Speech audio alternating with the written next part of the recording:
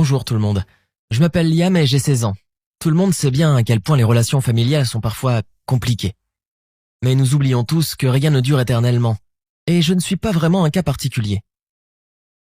Ma famille est vraiment petite, il y a juste mon père et moi en fait. J'ai perdu ma mère il y a quelques années. Mon père était écrivain. Et comme tout artiste, il était un peu bizarre. Beaucoup de gens disaient qu'il était violemment opposé contre le progrès et la mode. Il n'a jamais accepté aucune technologie moderne comme le téléphone, l'ordinateur, Internet, et il n'avait pas la moindre idée de comment les utiliser. Il tapait même ses histoires sur une machine à écrire. Quand ma mère était en vie, elle réussissait à contrôler les étranges manies de mon père. Elle aimait mon père plus que tout, et à vrai dire, je ne comprenais pas pourquoi. J'ai toujours eu honte de lui, de ses idées étranges et de son comportement. Et je n'ai jamais lu ces histoires parce que j'étais presque sûr qu'elles étaient tout aussi dingues que lui. Mais après la mort de ma mère, les choses ont empiré. Mon père était brisé et désespéré. Il n'avait aucune idée de comment il pourrait vivre sans ma mère. Il ne savait rien faire. Notre vie est devenue un chaos total. Je trouvais toujours de la vaisselle sale ou cassée sur le sol, des piles d'ordures, un réfrigérateur vide ou un robinet qu'il laissait ouvert quand je rentrais de l'école. Ce comportement qui était très embêtant devenait en plus de ça vraiment dangereux. J'ai parlé à mon père 1 million de fois lui disant qu'il devait trouver un travail normal et fréquenter des gens normaux, sans compter qu'il fallait bien avoir de quoi manger. Mais à chaque fois il disait « J'ai écrit une histoire incroyable, on va y arriver cette fois. Tu vas voir, tu as ma parole. » Mais ça n'est jamais arrivé. Tu vois, en fait, mon père n'a pas vraiment décollé en tant qu'écrivain, et c'est ma mère qui a dû travailler pour nous et faire vivre toute la famille, sans jamais rien dire à ce sujet. Un jour, je suis revenu de l'école et j'ai vu une foule de gens et un camion de pompiers près de notre maison. Mon père courait nerveusement dans tous les sens en criant après les pompiers. Il s'est avéré qu'il avait laissé le four à gaz allumé, et les voisins ont senti la fumée et ont appelé les pompiers. Heureusement, il n'y a pas eu beaucoup de dégâts, mais nous n'avions plus de four, quoi. Ça a été la goutte d'eau qui a fait déborder le vase. J'en voulais tellement à mon père que j'ai fini par lui dire ce que je pensais. J'ai dit qu'il se comportait comme un gosse et qu'il était temps qu'il grandisse. Je l'ai mis devant l'ordinateur et on a commencé à chercher du travail pour lui.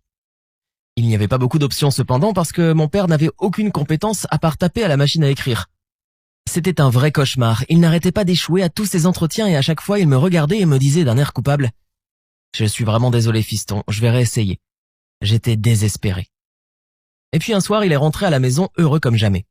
Il a dit qu'il avait trouvé un travail à la bibliothèque. Il avait enfin réussi. Mais ça s'est fini avant même que j'ai pu pousser un soupir de soulagement. Je me souviens que mon père était assis dans son fauteuil, qu'il était fou de rage et qu'il me disait qu'il voulait juste mettre tous les livres dans le bon ordre parce que c'était dommage de ranger des livres aussi mal. Oh, et il s'est aussi disputé avec son patron après qu'on lui ait dit qu'il n'avait pas le droit de faire ça sans permission. Mon père m'a regardé, s'attendant à ce que je le défende, mais je ne l'ai même pas laissé finir. Je n'ai pas dit un mot et je suis parti dans ma chambre. Au fil des semaines, j'ai commencé à remarquer que mon père devenait de plus en plus étrange. Il venait dans la cuisine et restait là, tout confus, essayant de se rappeler ce qu'il était venu faire, ou de me poser la même question encore et encore. Il portait des vêtements sales et ses cheveux étaient très longs, mais il ne les coiffait jamais. Un jour, j'ai trouvé mon père complètement perdu dans notre quartier sur le chemin du retour de l'école. Il tremblait et quand je me suis approché de lui, il a eu peur, comme s'il ne me reconnaissait pas, et m'a demandé « Où est Hailey ? Où est ma femme ?»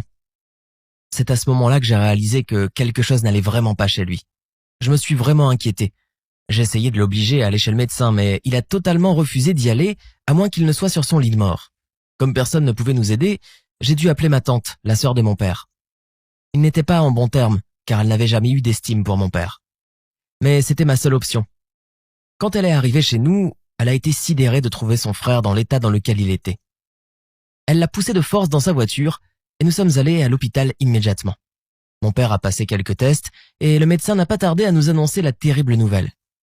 Il était au premier stade de la maladie d'Alzheimer. J'étais sous le choc. Ma tante a éclaté en sanglots et mon pauvre père était assis là, souriant. Il comprenait à peine ce qui se passait. Après cela, nous avons traversé des moments très difficiles. L'état de mon père s'aggravait de jour en jour. Il était devenu totalement dépendant de ma tante et de moi. Il avait des crises de panique, il oubliait où était sa chambre. Un jour, je lui ai apporté son café du matin et il m'a demandé « Qui es-tu, petit ?» J'ai senti mes yeux se remplir de larmes. C'est le jour où j'ai perdu mon père. Il ne m'a plus jamais reconnu. Sa mémoire n'arrêtait pas de disparaître. Il me demandait toujours « Où est Hailey ? Où est mon petit Liam ?» Un dimanche, je me suis réveillé parce que j'avais entendu un horrible bruit de chute. Et puis j'ai entendu ma tante crier. Je me suis précipité dans le couloir et j'ai vu mon père allongé par terre. Il était tombé des escaliers et s'était cassé la jambe.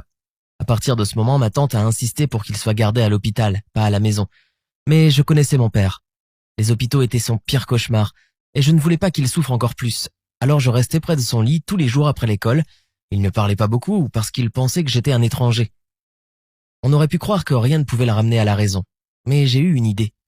J'ai pris un de ses livres sur l'étagère et j'ai commencé à le lui lire à haute voix. Je ne l'avais jamais lu avant, et c'était vraiment incroyable. Il écrivait sur une jeune fille aux yeux brillants, que j'ai immédiatement reconnue comme ma mère. C'était l'histoire d'un garçon qui passait ses journées dans sa cabane dans un arbre à jouer aux pirates, et en fait ce gamin c'était moi. Je me suis souvenu de cette cabane dans l'arbre. Mon père l'avait construite pour moi quand j'avais 5 ans. Il était le capitaine du bateau pirate, et j'étais son brave matelot.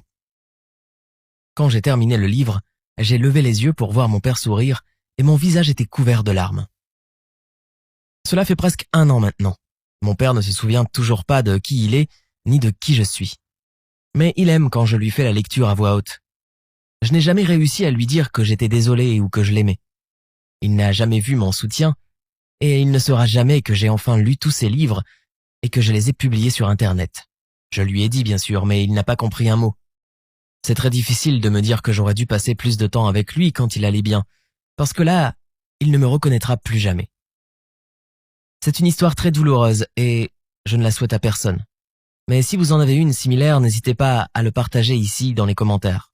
J'aimerais vraiment pouvoir lire des conseils sur la façon de se remettre d'une telle expérience.